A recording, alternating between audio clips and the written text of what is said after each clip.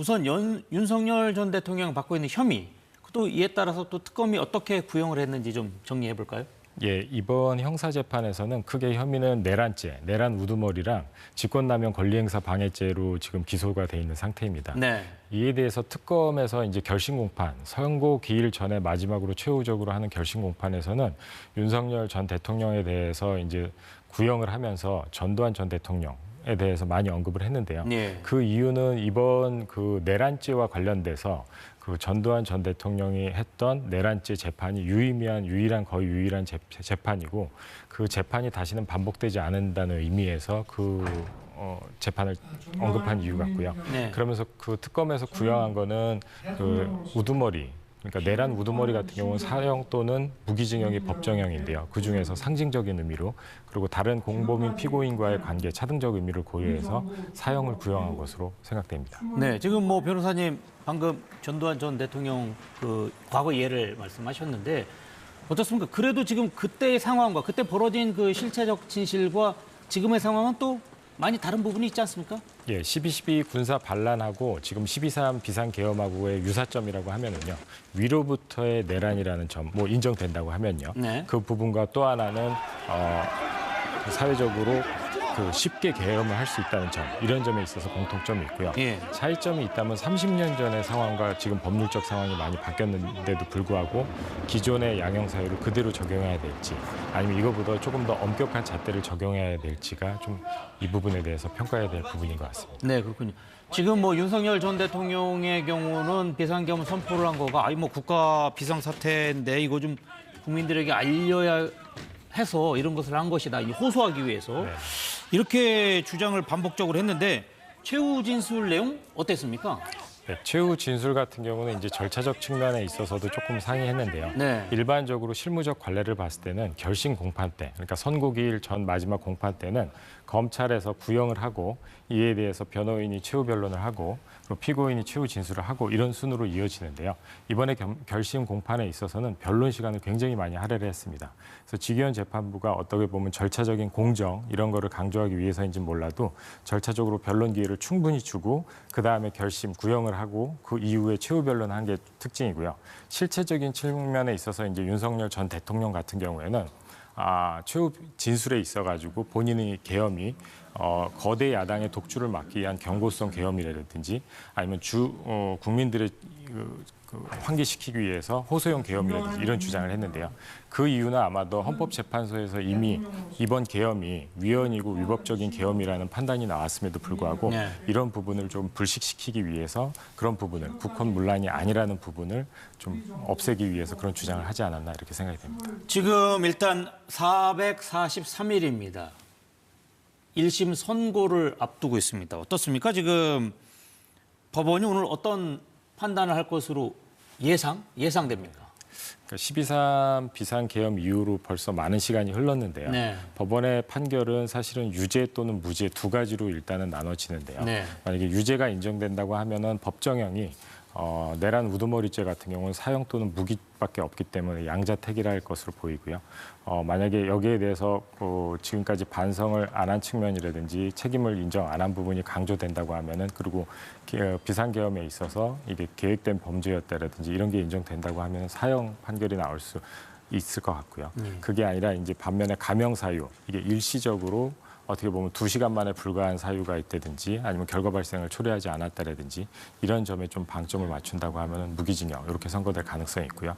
그리고 나가서 제3의 가능성은 조금 희박하긴 하지만 지기현 재판부가 이전에 구속 취소 그 판결에서 나왔듯이 법률의 절차에 위반해가지고 공소기각이 될 수 있다는 그런 판결이 나올 가능성은 있습니다. 다만 아주 희박한 가능성일 것 같습니다. 예, 지금 뭐 여러 가지 가능성 말씀해 주셨는데 뭐 사형이 있고 무기징역이 있고 무기금고 네네. 또 가능할 수 있고요. 네네네. 근데 지금 어떻습니까? 이런 상황인데 그러니까 이론상 지금 유기징역도 가능하다 뭐 이런 이야기 있는데 이건 뭡니까? 예, 맞습니다. 지금 보면은 유죄 중에서는 이제 사형이라든지 무기징역이 있는데요. 네. 유기징역 같은 경우에도 사실은 보면 그대로 되는 게 아니라 선고형에서는 감형이 가능합니다. 예. 그 감형은 이제 법정형으로 필요적 감형 사유가 있고요, 임의적 감경 사유가 있고 또 하나는 이제 장량 감경이라고 그래서 그 재판부에서 이걸 감형할 수 있는 사유가 있는데요. 이런 것을 종합해 보면은 사실은 무기징역 같은 경우에도 10년 이상의 징역형이라든지 금고가 가능하기 때문에 유기징역도 이론적으로는 가능할 수 있다고 생각합니다. 네, 그렇군요.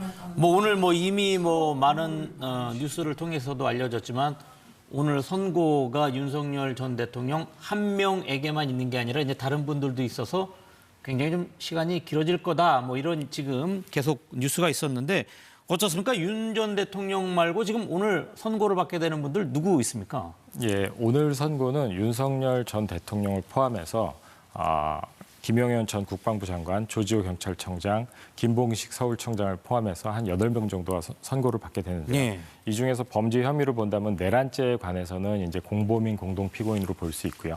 직권남용 권리행사 방해죄 같은 경우에는 공범 아닌 공동 피고인으로 볼 수 있기 때문에 네. 아무래도 선고 시간이 긴 시간이 1시간에서 1시간 반 정도는 최소 되지 않을까 그렇게 생각합니다. 일단 뭐 내란 관련돼서 주동은 윤석열 전 대통령이 한 것이니까 나머지 분들 뭐 지금 군인도 있고 경찰도 있고 한데 이런 분들은 내란의 중요 임무에 종사했냐 뭐 이런 부분이겠죠. 네, 맞습니다. 그러니까 내란죄 같은 경우는 세 분류로 나누는데요. 사실은 보면 내란 수괴, 내란 우두머리에 해당하는 죄가 있고요. 네. 중요 임무 종사자라는 죄가 있고 단순 가담자 이렇게 세 개로 나눠집니다. 근데 오늘 재판에 있어서는 내란 우두머리인 윤석열 전 대통령과 나머지 내란에 있어서 주요 임무 종사자들에 대해서 사법적인 판단을 받기 때문에 그 부분에 대해서 좀 지켜보면 좋을 것 같습니다. 네, 알겠습니다. 지금 어떻습니까? 지금 이번에 보면은 이제 절차상 보면은 공수처가 이것을 수사하는 게 맞느냐 이게 사실은 이제 논란에 촉발된 그 시작이었었는데 어떻습니까? 오늘 선고 부분에서도 이런 부분에 대한 재판부가 의견을 당연히 내놔야 되겠죠. 네, 맞습니다. 그래서 지금까지 윤 전 대통령 측에서는 변호인단을 통해서 공수처의 수사 권한과 수사 범위 그리고 관련 범죄에 대해서 지속적으로 이의를 제기해 왔는데요.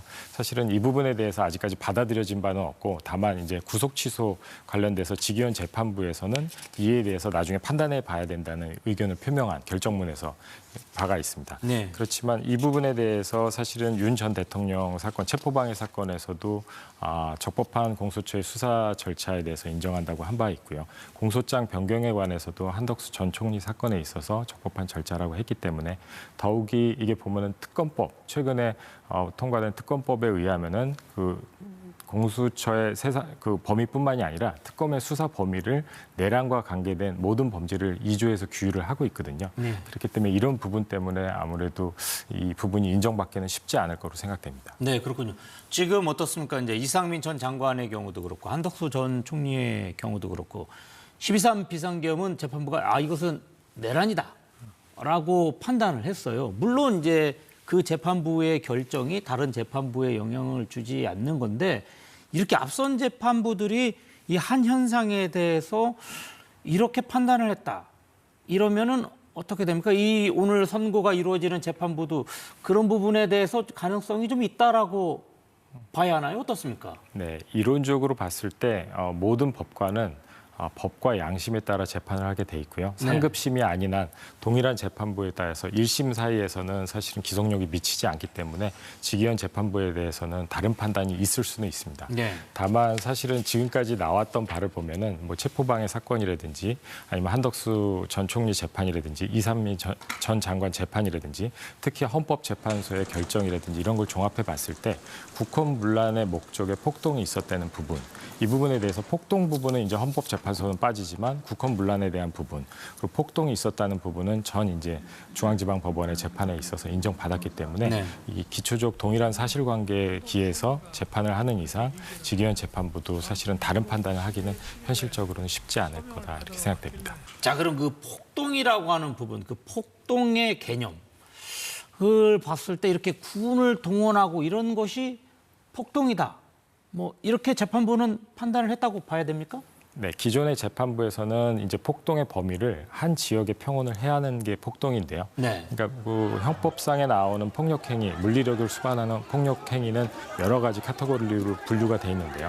근데 이제 내란자에 있어서 폭동은 한 지역의 평온을 해할 정도로 공권력이 작용을 해야 되는데 지금 보면은 그 체포하려고 국회에 진입하는 행위라든지 선관위에 침투하는 행위라든지 네. 이런 부분을 종합적으로 평가를 했을 때 사실은 이건 폭동이 있었다고 다른 재판부에서는 평가를 했습니다. 네, 알겠습니다.